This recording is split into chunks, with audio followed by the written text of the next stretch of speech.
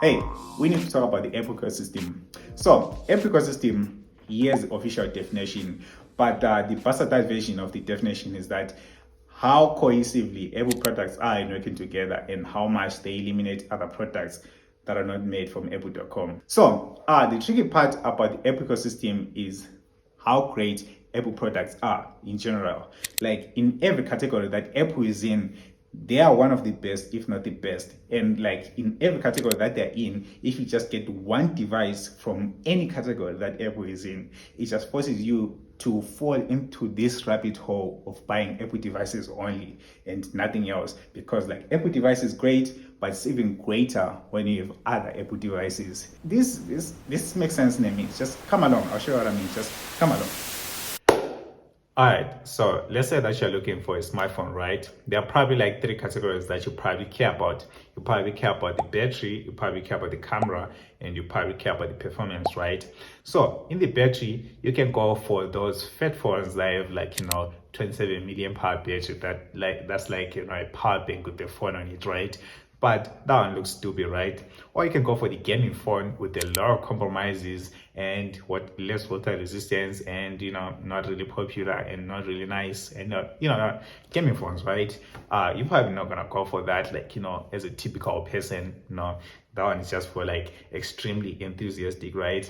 You can go for the S24 Ultra, right? Which is gonna be like a great choice, or you can go for like I don't know, like the Pixel 9, that one is also has great battery.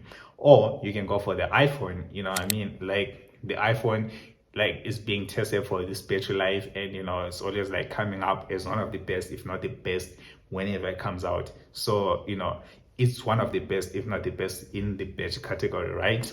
So let's say that you're looking at the cameras, right? So in the cameras, you're probably looking at two phones. So there's the iPhone and the Pixel, right? The Pixel has the best photos, the iPhone has the best videos, and the overall best camera system is an iPhone. That has been said by a lot of reputable tech reviewers out there.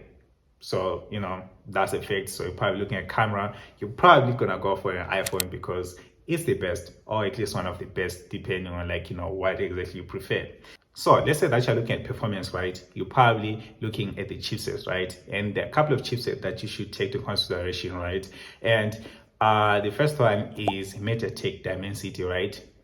That was a joke. You shouldn't take that into consideration. So the chipset that you actually take into consideration are the Tensor G4, the Snapdragon, and the A Bionic, right? So with the Tensor G4, right? In terms of Geek benchmark scores, it doesn't score very high. It scores extremely low, right? But Google always leans over to like this is an AI-based chipset. But 90% of the features that are AI features that are there on the Pixel phone, they're there on the S24, which is a Snapdragon.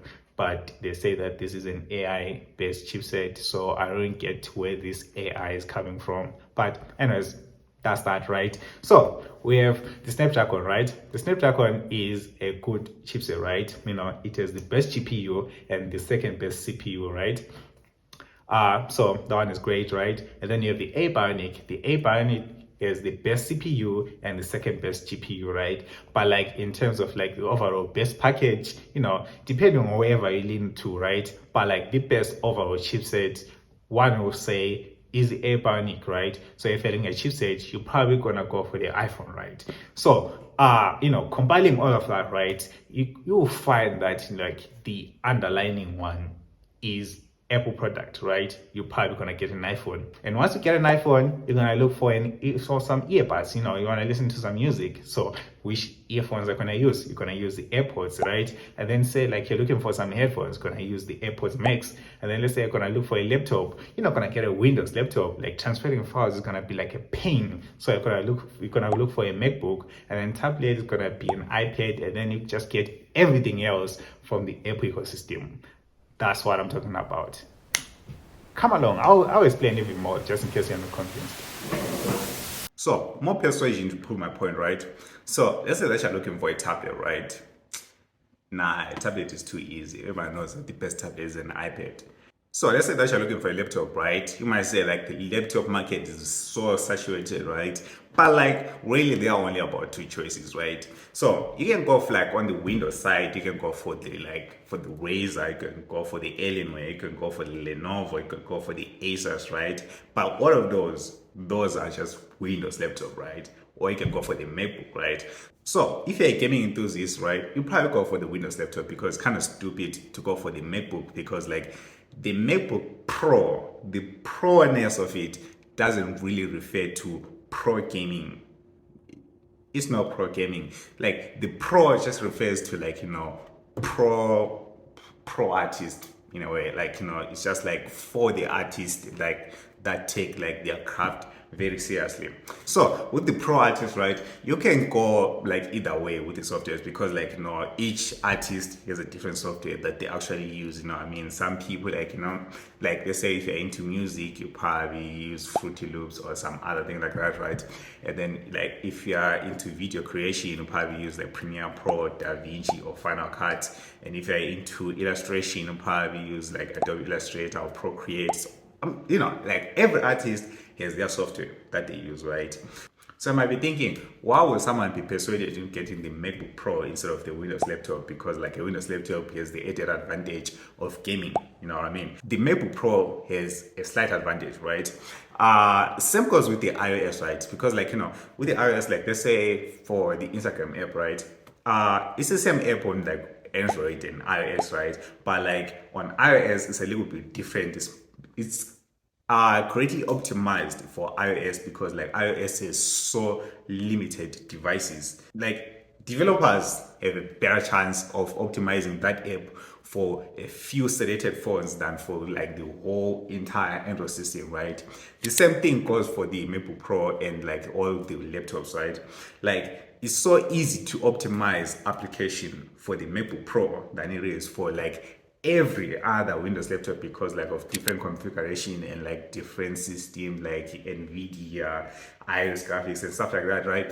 It's so difficult because like the Windows laptop market is so saturated, but like with the Mac OS, like it's just like a few laptops, you know what I mean? So like it's so easy to optimize those applications for those few laptops, right? So you might get the same application on a Windows laptop and on a Mac, right?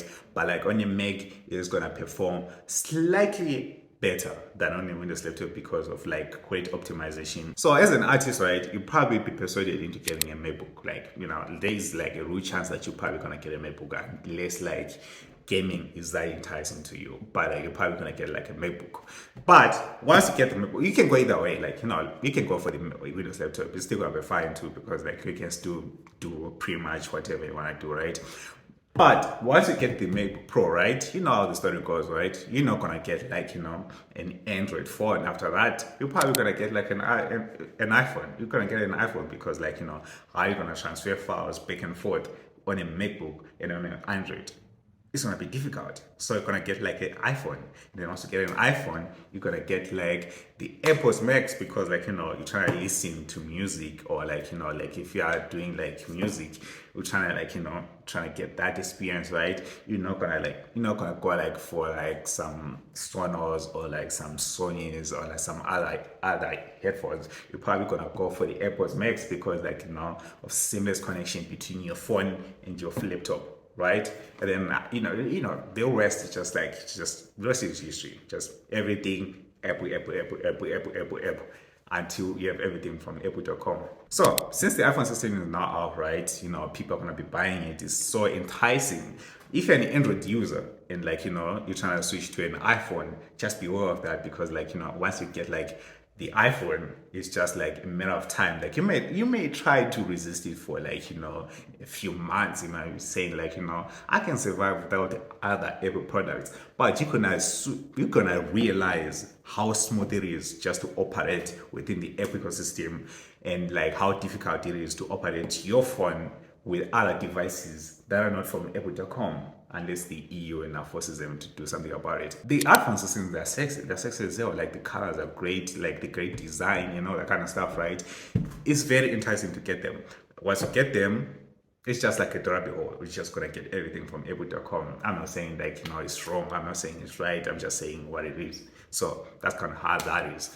Thanks for watching. Really appreciate it. Double check that you like and subscribe, and I hope to see you soon. Bye.